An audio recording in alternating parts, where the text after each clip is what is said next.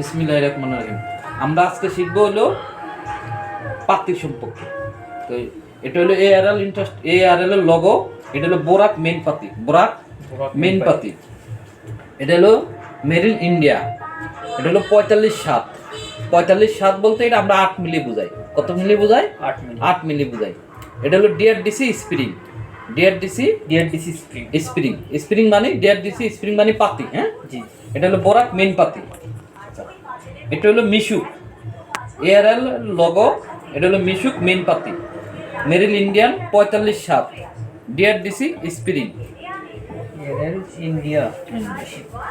এটা হলো এআরএল লোগো মিশুক সেকেন্ড পাতি। সেকেন্ড পাতি বলতে বুঝে আমরা মেইন পাতির যে পরে যে নিচে যে পাতিটা থাকে, মেইন পাতির নিচে যে পাতিটা থাকে, যে এরকম মেইন পাতির নিচে যে পাতিটা থাকে, এটা হলো আমরা সেকেন্ড পাতি বুঝে। এটা হলো সেকেন্ড পাতি। সেকেন্ড পাতি হলো এআরএল এর লোগো মিশুক সেকেন্ড পাতি, মেরিল ইন্ডিয়া 45/7, ডিআরডিসি স্প্রিং। এটা হলো 18 ইঞ্চি। এটা হলো 18 ইঞ্চি। তো আমাদের এখন এই ডিআরডিসি এরকম 7 পাতি, বোরাকের এরকম 7 পাতি। কয়টা পাতি? 7 পাতি। 1 2 3 4 5 6 7। এই 7টা পাতি মিলে একটা গাড়ির এক সেট, এক সাইডের এক সেট হয়।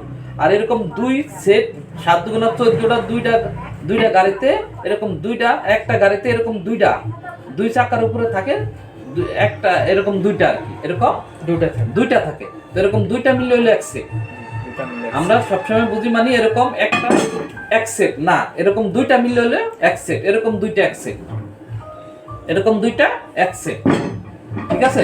তাহলে এটা হলো 7 পাতি।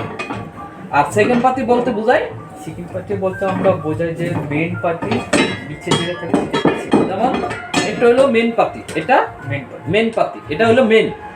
আর এটা হলো সেকেন্ড। এই যে এই পাতিটা, এই যে নিচে যে 2 নম্বর যে পাতিটা আছে, এটা হলো সেকেন্ড পাতি। এটা হলো মূলত পাতির হিসাব।